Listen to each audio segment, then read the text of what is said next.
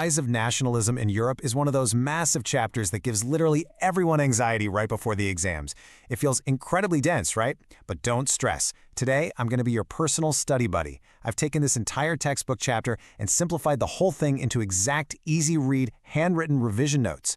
By the end of this revision session, you're going to have the whole story perfectly mapped out in your head. Let's dive right in. Here is our chapter index, just 5 simple sections to conquer today. First, the French Revolution to the Napoleon Code. Second, liberals versus conservatives. Third, the age of revolutions. Fourth, the great unifications. And finally, imperialism and our conclusion. Let's go. Section 1. The French Revolution to the Napoleon Code, the spark of democracy. Okay, listen up, because this is a super important point for your boards. The French Revolution wasn't just about snatching power away from a king. It was really about creating a brand new feeling of collective belonging. The revolutionaries introduced these powerful concepts, like la patrie, meaning the fatherland, and le citoyen, the citizen. They adopted a new French flag, brought in centralized administration, and even set up uniform weights and measures. Basically, they wanted everyone to feel united, not just like, random subjects living on a king's property. But then, in 1804, Napoleon enters the chat. Now, what's really interesting about this is that Napoleon was a massive double-edged sword. On one hand, his civil code brought in equality before the law, secured the right to property, and totally wiped out the old feudal system. Sounds amazing, right? But let's look at the cons. People quickly realized this was actually kind of a dictatorial trap. They lost their political freedom, faced ridiculously high taxes, severe censorship, and worst of all, they were forcibly recruited into the French army. Section 2. Liberals versus conservatives, the ideological battle. To really understand this epic battle, we first need to break down the society structure of the time. On one side, you had the aristocrats, super rich, a tiny minority, but they owned practically all the land. On the other side was the peasantry, the vast majority, very poor and totally landless. But right in the middle, thanks to industrialization, a new middle class emerges. These were working professionals and educated businessmen. And guys, these were the people who actually sparked the demand for freedom. They had the education to dream of equality, but they didn't have any of those exclusive aristocratic privileges. Now for your exams, here is a highly specific, high-yield keyword you absolutely need to memorize. Zollverein. Formed by Prussia in 1834, this was a customs union. Why is it such a big deal? Well, imagine trying to do business, but facing 30 different currencies and heavy tariffs at every single border.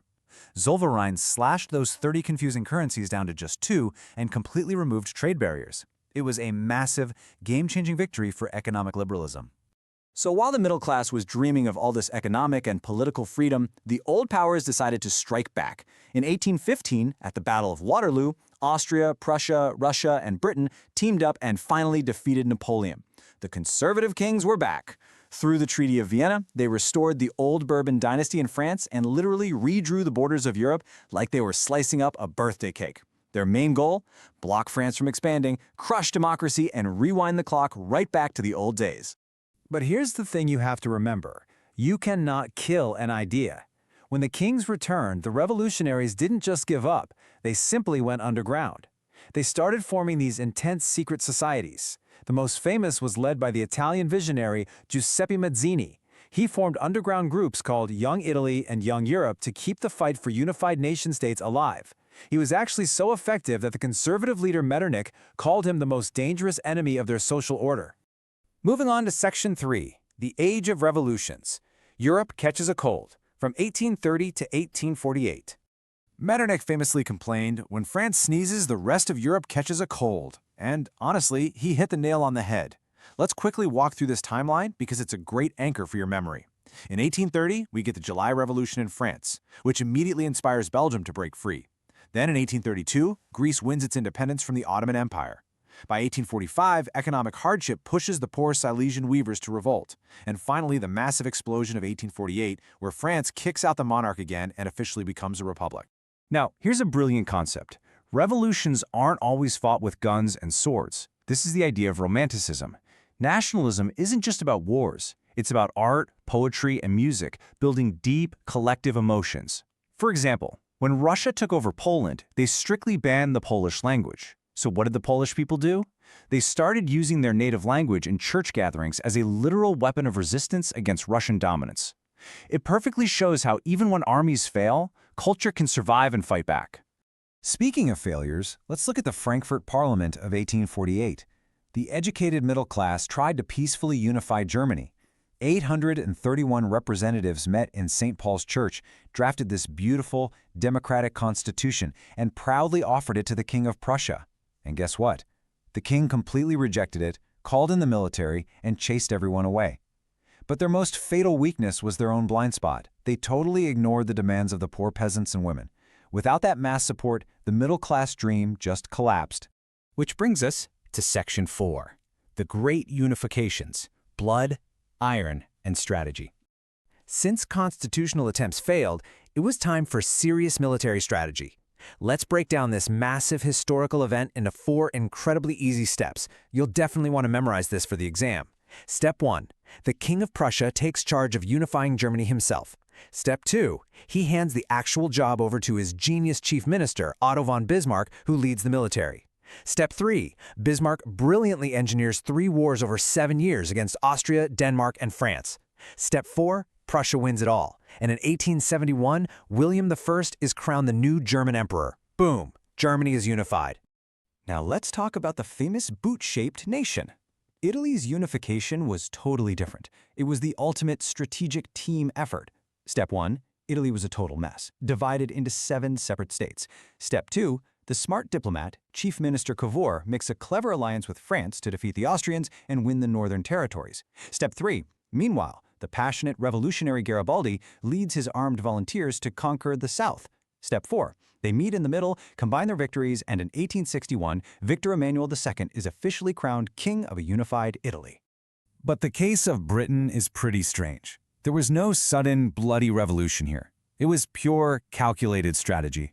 The English Parliament had actually seized power from the monarchy way back in 1688. Then, through the 1707 Act of Union, they peacefully but very strategically swallowed up Scotland. Later, they ruthlessly manipulated the Catholic-Protestant divide to capture Ireland. So, Britain built its mighty nation through clever parliamentary manipulation and exploiting divides, not through massive street revolts. Section 5. Imperialism and Conclusion. From Unity to Disaster.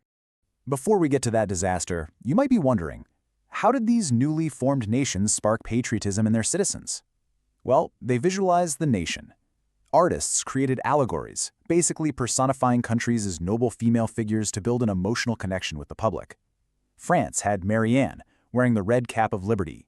Germany created Germania, wearing a crown of oak leaves which literally stood for heroism. They gave the nation a human face that everyday people could actually relate to. But sadly, that pure patriotic love mutated into something toxic, and we see this clearly in the Balkans conflict. In the early 1800s, nationalism was just a pure desire for independent nation-states based on shared culture. It was all about freedom. But by the late 1800s, it had warped into imperialism. These powerful, newly unified nations now just wanted to dominate weaker areas to expand their own wealth. The major European powers got greedy and started tearing apart the weakening Ottoman Empire's Balkan region for their own gain. And that leads us directly to the ultimate tragedy. So what does this all mean? How did the beautiful dream of European nationalism directly drag the entire world into the absolute nightmare of World War I? It was exactly that fierce imperialist greed around the Balkans that lit the explosive powder keg, triggering the First World War. From the desire for freedom to globally destructive imperialism. It really makes you wonder, does unchecked patriotism always end up becoming a weapon? That is the real thought I want to leave you with.